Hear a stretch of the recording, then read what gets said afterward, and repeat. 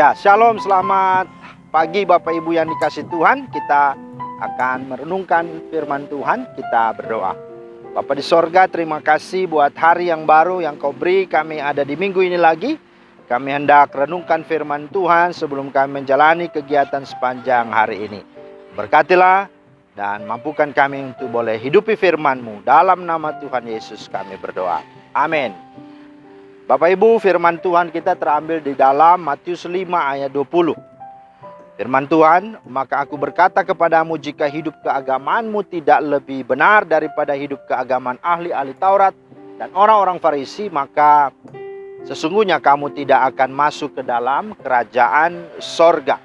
Itulah firman Tuhan yang menjadi dasar bagi perenungan kita pada hari ini.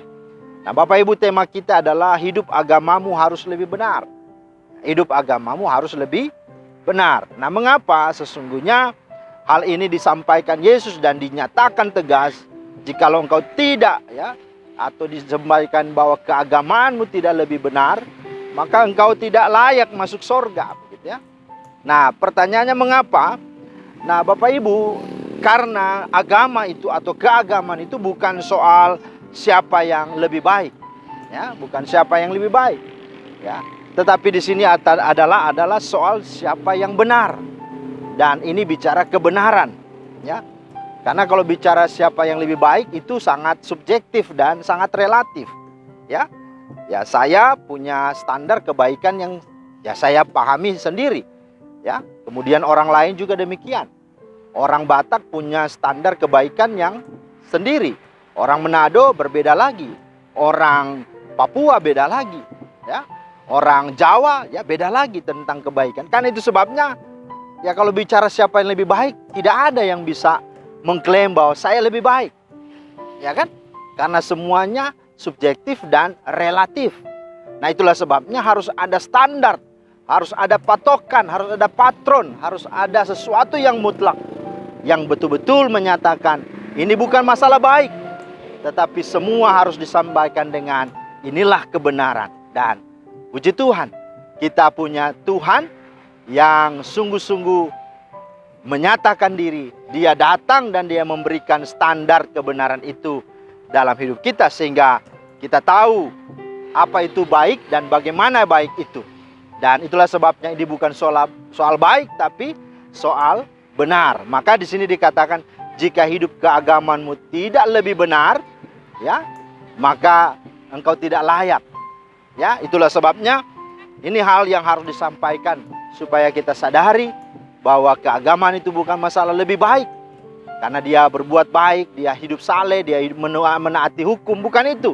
Bukan lebih baik karena dia bersosial atau dia mungkin bijaksana, bukan itu. Tapi ini persoalan lebih benar.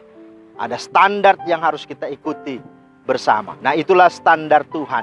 Maka lewat firman Tuhan ini, pertanyaannya seperti apa dan bagaimana hidup keagamaan yang lebih benar itu? Yang pertama adalah hidup melakukan keagamaan dengan beriman kepada Kristus Yesus Tuhan. Itu sesungguhnya. Kenapa? Karena Yohanes 14 ayat yang ke-6 berkata, akulah jalan dan kebenaran dan hidup. Perhatikan, dia jalan kepada surga, tapi dia juga kebenaran. Karena hidup ini harus lebih benar, maka kita harus lihat kebenaran siapa? Itulah Yesus Kristus, karena disitulah menunjukkan dialah kebenaran. Maka hidup kita harus hidup dalam kebenaran, hidup di dalam Yesus Kristus, ya. Dan dikatakan juga di dalam Ibrani 11 ayat 6, kalau kita melakukan sesuatu tidak berdasarkan iman, itu tidak layak. Bahkan di dalam firman Tuhan Roma 14:23 dikatakan bahwa itu semua tidak akan berkenan di hati Tuhan.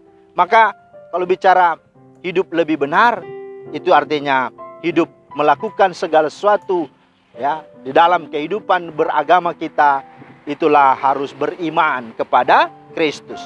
Yang kedua adalah apa, Bapak Ibu? Yang kedua adalah melakukan keagamaan kita dengan kasih. Kasih yang dimaksud di sini adalah kasih agapao, kasih Allah, kasih tak bersyarat. Dan dia lagi-lagi Yesus yang sungguh telah memberikan teladan itu, yang mutlak, yang penuh.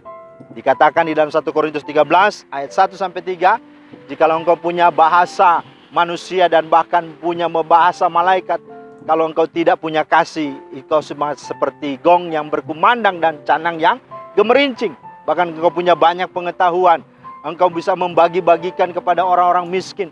Tapi kalau engkau tidak punya kasih, itu sama dengan engkau tidak punya faedah dan manfaat apa-apa. Maka saudara, inilah yang bicara tentang hidupmu lebih benar. Dan yang terakhir, dikatakan hidup lebih benar, itu artinya apa?